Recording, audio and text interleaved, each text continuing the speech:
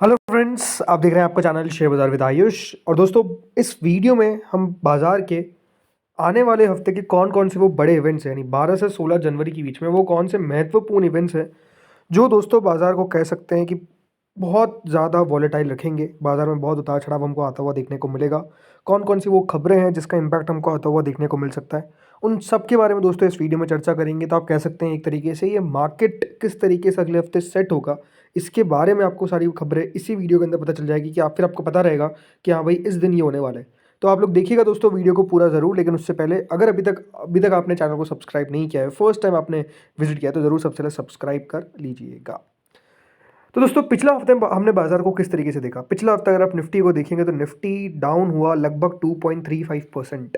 अपने आप में आप समझ सकते हैं कि बाजार में एक अच्छी खासी गिरावट हमने पिछले हफ्ते देखी, जिसमें निफ्टी जो 26,000 के ऊपर कारोबार कर रहा था, 26,000 के नीचे हमको कारोबार करता हुआ दिखा, बल्कि 25,683 के आसपास दोस्तों निफ्टी ने अपनी क्लोजिंग दी। ऐसा लगने लग गया था कि बाजार बंद कब होगा, उसका लोग दोस्तों वेट कर रहे थे।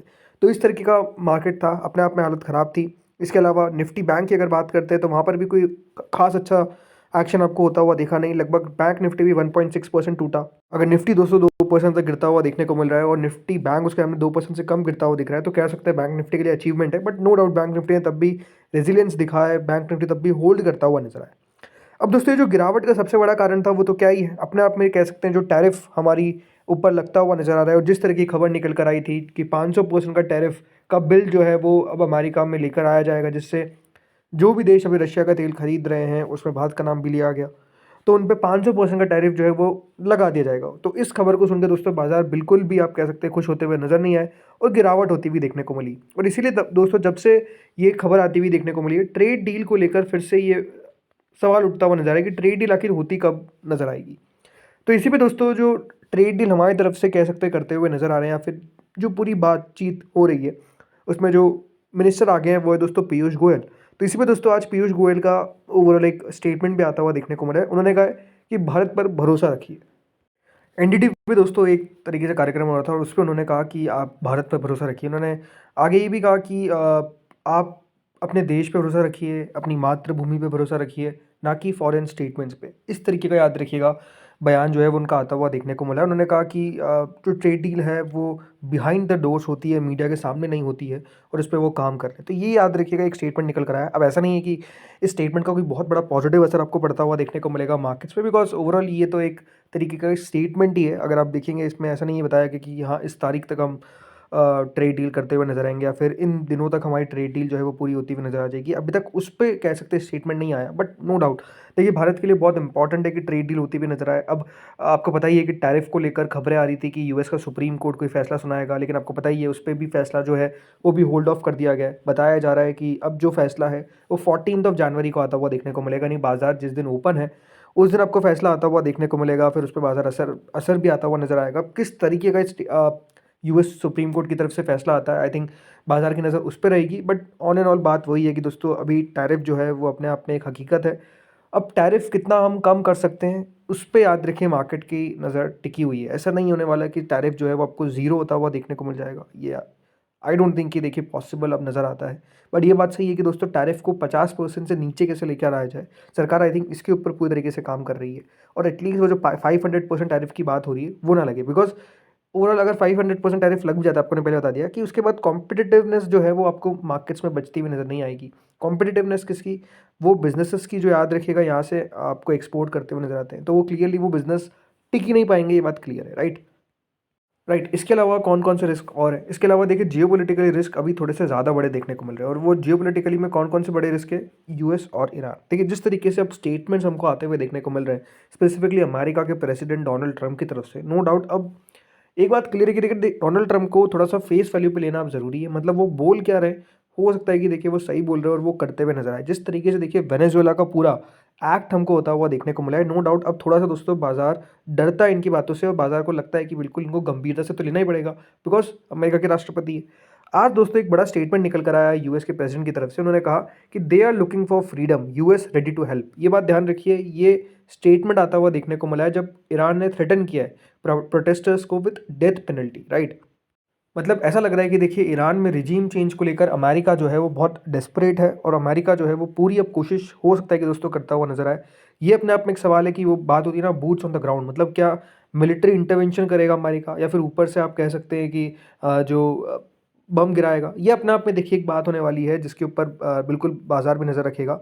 और अभी अगर आप देखेंगे जो ईरान के सुप्रीम लीडर है राइट, उनका भी बयान आता हुआ देखने को मिला कि किस तरीके से अमेरिका हमारे खिलाफ काम कर रहा है। बट अब बात सिंपल है कि अगर आप सोचेंगे कि क्या ईरान और अमेरिका में कोई फाइट आपको होती हुई देखने को मिलेगी तो क्या ईरान बच पाएगा? मेरे हिसाब से तो नहीं, क्योंकि अपने आप में देखिए अमेरिका के पास नो डाउट मिलिट्री पावर ज़्यादा है और अमेरिका ज़्यादा पावरफुल भी है। और एक और बात, वह ध्यान रखिए ईरान का जो सबसे बड़ा दुश्मन है वो अमेरिका नहीं बट इसराइल है, राइट। तो अपने आप में अगर अमेरिका जंग छेड़ता है तो इसराइल सीधा सीधा याद रखिएगा उस जंग को सपोर्ट करेगा, बिकॉज इसराइल को लगता है कि उनके एग्जिस्टेंस के लिए ईरान का कमज़ोर होना बहुत इंपॉर्टेंट है। ये बात ध्यान रखिए, इसराइल की सोच है और इसीलिए आप समझ सकते हैं कि अब एक थोड़ा सा प्रॉब्लम बन चुका है कि क्या होने वाला है नेक्स्ट जियोपॉलिटिकली, कौन सा बड़ा इवेंट होगा कि पहले ग्रीनलैंड जो है वो अमेरिका कब्जाएगा या फिर पहले ईरान में सत्ता परिवर्तन आपको देखने को मिलेगी। जो ईरान के पहले रूलर थे उनका भी अब लगातार बयान आता हुआ दिख रहा है, वो भी कह रहे हैं कि अमेरिका हमारे साथ है, राइट। उनको भी याद रखिएगा वो एग्जाइल में, मतलब वो अमेरिका के अंदर शरणार्थी है।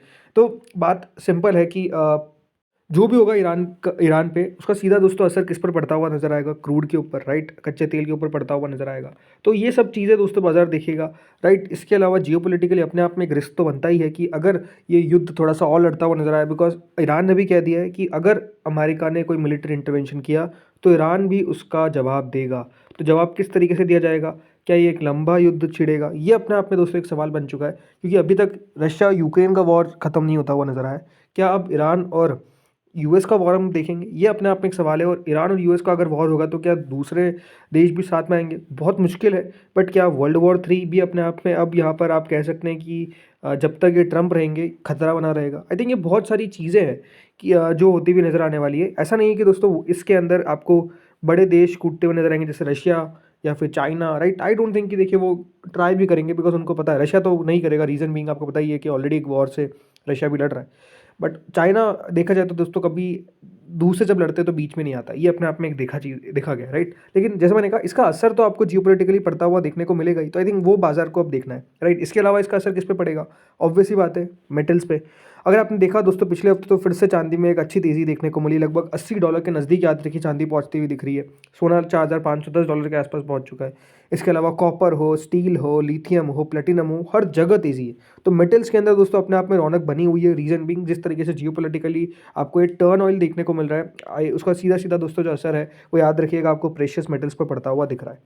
तो ये तो याद रखिए ग्लोबल इवेंट्स है। लेकिन अब आते हैं थोड़े से लोकल इवेंट्स पे। लोकल इवेंट्स में दोस्तों सीपीआई अपने आप में बहुत इंपॉर्टेंट होने वाला है। जी हाँ, हमारा जो सीपीआई इन्फ्लेशन का आंकड़ा है वो आता हुआ दिखेगा और वो कब आएगा? 12 जनवरी को। जी हाँ, दिसंबर में कितनी दोस्तों महंगाई थी ये हमको पता चलेगा। पिछले बार जब डेटा निकल कर आया था तो फोरकास्ट था 0.70% का, 0.7 बनाया, मतलब एक्सपेक्टेशन के आसपास ही हमको आता हुआ दिखा।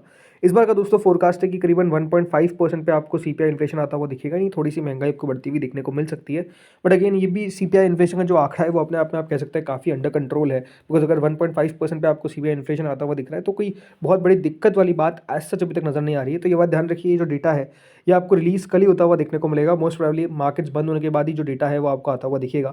सो देखना होगा कि किस तरीके का सीपीआई आंकड़ा जो है वो यहाँ पर रिलीज किया जाता है, क्या एक्सपेक्टेशन के नीचे आता है। बिकॉज अगर आप देखेंगे पहले लगातार जो भी फोरकास्ट लगाया गया उसके नीचे ही हमको जो है वो आंकड़ा आता हुआ दिखा है।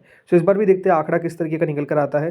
दिसंबर में 0.71% पे था दोस्तों सीपीआई इन्फ्लेशन का आंकड़ा। अब देखते हैं जनवरी में किस तरीके का आता है, मतलब दिसंबर का याद रखिएगा महीने का आएगा, राइट। इसके अलावा लोकल इवेंट्स में आते हैं फिर दोस्तों तीसरी तिमाही के नतीजे। जी हाँ, बहुत इंपॉर्टेंट है कि अब दोस्तों तीसरी तिमाही के नतीजे आने वाले हैं और इसमें अब ये बात ध्यान रखिए हैवी वेट्स अपने नंबर्स रिपोर्ट करते हुए देखने को मिलेंगे, जिसमें HCL टेक का नाम है, TCS का नाम है, इन्फोसिस का नाम है, राइट। तो अपने आप में नंबर्स जो है वो आपको काफ़ी इंपॉर्टेंट आते हुए दिखेंगे।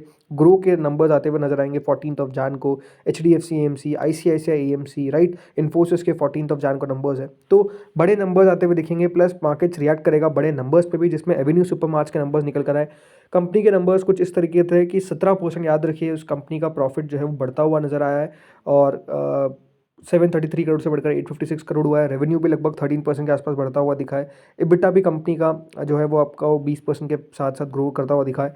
इसके अलावा कुछ और कंपनीज़ में अगर आप देखेंगे, सिग्नेचर ग्लोबल के नंबर्स आए, थोड़े से वीक सेट ऑफ नंबर्स आपको आते हुए देखने को मिले हैं। करीबन जो रियल स्टेट की फर्म है, मतलब इस कंपनी ने 27% का डिक्लाइन दिखाया है सेल्स के अंदर, याद रखिएगा, ऐसा बताया जा रहा है।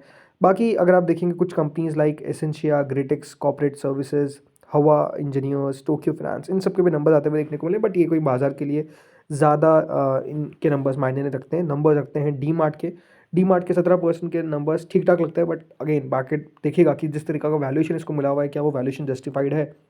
फिर दोस्तों आता है FII राइट, बाजार नज़र रखेगा FIs पे, क्योंकि लगातार दोस्तों FIs की जो बिकवाली है वो शुरू आपको देखने को जो मिली थी पिछले साल से, वो अभी भी कह सकते हैं इस साल भी शुरू ही है, मतलब रुकने का नाम नहीं ले रही है। अभी तक दोस्तों इस महीने के अंदर जो FIs है उनकी द्वारा जो बिकवाली की गई है वो लगभग 11,786 करोड़ की कर दी गई है।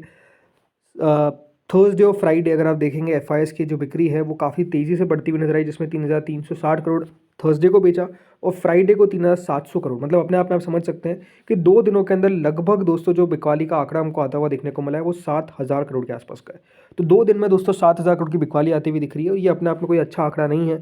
ज़रूर सामने दोस्तों होता क्या है कि DI आपको बाय करने आते हैं, बट द प्रॉब्लम है कि दोस्तों DIs कब तक बाय करते रहेंगे, ये अपने आप में एक सवाल बनता है। और DIs लगातार दोस्तों बाजार को बचाने की कोशिश कर रहे हैं, और उसमें अभी तक DIs, अच्छी बात है कि दोस्तों यहाँ पर कामयाब हुए हैं, बट बात वही है कि फॉरेन मनी बहुत इंपॉर्टेंट है, फॉरेन मनी का आना बहुत इंपॉर्टेंट है। नहीं आएगा तो बाजार दोस्तों जो अभी हाल आपको होता हुआ दिख रहा है वही होता हुआ नजर आएगा। सो लेट्स सी होता क्या है। इंपॉर्टेंट वीक है दोस्तों हमारे लिए, राइट। अपने आप में कह सकते हैं कि कोई बड़ा नेगेटिव सरप्राइज आता हुआ देखने को ना मिले, जब तक ये कहा जा रहा है कि देखिए ट्रम्प ऑफिस में रहेंगे, प्रॉब्लम तो रहेगी। ट्रम्प जिस तरीके से निशाने पे लेते हैं किसी देश को, तो वो लेते जाते। तो वही बात है अभी। अब देखते हैं दोस्तों आगे होता क्या है। इस वीडियो में तो इतना ही था। आप लोग बताइए, आप लोगों का निफ्टी का टारगेट क्या है?